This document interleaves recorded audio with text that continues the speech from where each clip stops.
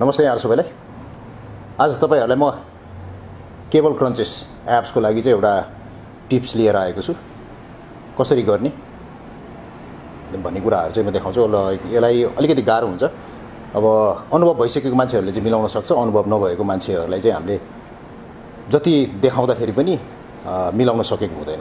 त्यस्तो बेलामा चाहिँ के गर्ने, त्यसलाई चाहिँ कसरी चाहिँ हामीले चाहिँ समाधान गर्ने, यो अभ्यास हो। यो बिस्तारै बिस्तारै गर्दै जाँदाखेरि हाम्रो आफसे आफ हाम्रो पोस्टरहरु मिल्दै जान्छ, फर्महरु मिल्दै जान्छ। तर त्यो भन्दा अगाडि चाहिँ हामीले कसरी चाहिँ यसलाई चाहिँ मिलाउने भन्ने कुरा चाहिँ म देखाउन गइरहेको छु। त्यो भन्दा अगाडि हामीले पहिला चाहिँ हाम्रो एप्सको मसल्सलाई फिल गर्नुपर्छ। जुन चाहिँ केबल क्रन्चेस छ, यो केबल क्रन्चेसले चाहिँ हाम्रो यो अप्पर एप्स के चारवटा एप्सलाई चाहिँ हिट गर्ने गर्दछ। यति कुरा बुझ्नुपर्छ। अब यो गर्दाखेरि चाहिँ म चाहिँ पुरै तर भाजले सबै लोअर एप्ससम्म पार्छु भनेर चाहिँ सोच्नु हुँदैन। त्यो माथि चारवटा भागमा परेपछि पर्यो हैन। अब यसलाई चाहिँ हामीले चाहिँ फिल गर्न जान्नुपर्छ। अब यो फिल कसरी गर्ने त सुरुमा भन्दाखेरि चाहिँ अब यो हाम्रो एउटा एप्सको चाहिँ व्यायाम गर्ने एउटा तरिका हुन्छ। त्यो तरिका चाहिँ हामीले एकदमै प्राकृतिक तरिका हो यो वास्तवमा हैन। हाम्रो शरीर त्यसरी नै चलेको हुन्छ।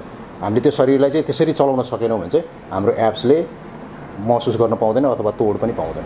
अनि हामीले जति एप्सको ट्रेनिङ गर्दाखेरि हाम्रो एप्समा नपरेको जस्तो चाहिँ महसुस भएर जान्छ। त्यो गाह्रो चाहिँ हुन्छ, गरुङ्गो चाहिँ भएर चाहिँ गएको हुन्छ, गाह्रो चाहिँ भएर गएको हुन्छ, तर एप्समा चाहिँ परेको हुँदैन हैन। अब त्यो सुरुमा चाहिँ पहिला बस्दाखेरि चाहिँ एकचोटि एउटा हात चाहिँ पेटमा राख्नुस् हैन। पेटमा राखेर मज्जाले एकचोटि खोकेर हेर्नुस् है। खोकेर हेर्नुस् हैन। यसरी खोक्दाखेरि के हुन्छ भन्दाखेरि चाहिँ यो हाम्रो मसल्स यहाँबाट चाहिँ हावा बाहिर निस्किन्छ हैन। यसले चाहिँ पुश गर्छ। हाम्रो यो जुन चाहिँ चारवटा एप्स छ त्यसले चाहिँ पुश गर्छ। यो पुश गर्नको लागि के गर्छ भन्दाखेरि चाहिँ हाम्रो यो ढाड चाहिँ सट्टो घोप्टिन्छ। ठ्याक्कै यसको पछाडिपट्टिको ढाड चाहिँ घोप्टिन पर्ने हुन्छ हैन। यही मेकानिजम हो एप्सको ट्रेनिङ गर्दाखेरिको माथिपट्टिको भागमा लाग्ने चाहिँ मेकानिजम त्यो हो। हाम्रो माथिपट्टिको ढाड यो एप्सको पछाडिपट्टिको भाग जति माथिबाट घोप्टिँदै आयो हामी त्यति धेरै चाहिँ हामीले चाहिँ स्क्विज गर्न सक्छौँ है। यो एउटा चाहिँ मेन्टेन गर्नुपर्ने हुन्छ। र अब तपाईहरुलाई म देखाउन गइरहेको छु।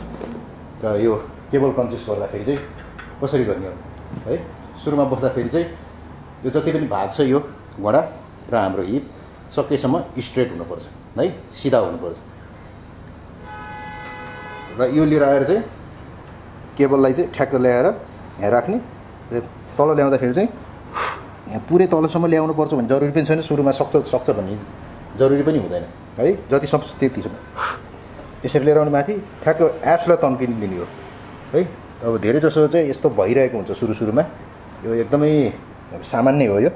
अब यसलाई गलत भन्दा पनि अब हाम्रो चाहिँ पोस्चर नमिलेको कारणले गर्दाखेरि चाहिँ हामी पछाडि यसरी तानेर चाहिँ हामी यसरी स्विङ गरेर आउँछौँ।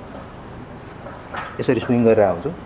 यसरी स्विङ गर्दाखेरि चाहिँ हाम्रो एप्समा परेको हुँदैन है। जति एप्समा तोड पर्नुपर्ने हो त्यति तोड चाहिँ पर्दैन। त्यो कारणले गर्दाखेरि चाहिँ अब धेरै अनुभव भइसकेको मान्छेहरूले चाहिँ ठ्याक्कै यसरी ल्याएर चाहिँ स्क्विज गर्न सक्छ।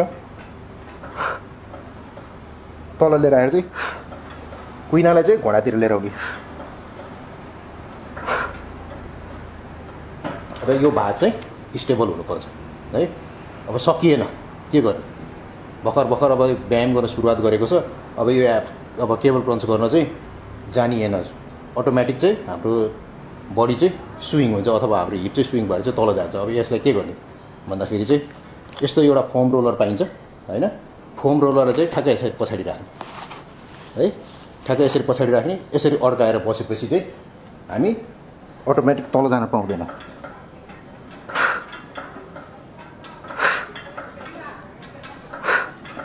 यसो गर्दाखेरि चाहिँ हाम्रो बडी चाहिँ हाम्रो यो जुन चाहिँ हिप छ, हिप तल जान पाउँदैन। हिप तल जान नपाएपछि के हुन्छ नि हामीले चाहिँ पुरै स्क्विज हामीले चाहिँ हाम्रो यो यसलाई अलिकति कर्भ बनाएर हाम्रो ब्याकलाई चाहिँ कर्भ बनाएर हामीले चाहिँ एप्सलाई पुरा स्क्विज गर्न सक्छौँ है। तर सधैँभरि यही चाहिँ गर्ने हुँदैन, यसमा चाहिँ डिपेन्ड हुनु हुँदैन।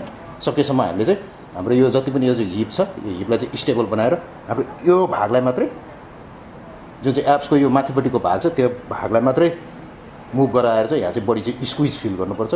अनि बल्ल बडी तोड्नुपर्छ है। त्यो कारणले गर्दा एकदमै धेरै हेभी गऱ्यो भने हामीले चाहिँ त्यो वेटले तान्छौँ उता। त्यो वेट तान्दाखेरि चाहिँ हामी अगाडि हामी पछाडि पनि ढल्केर आउँछौँ हैन।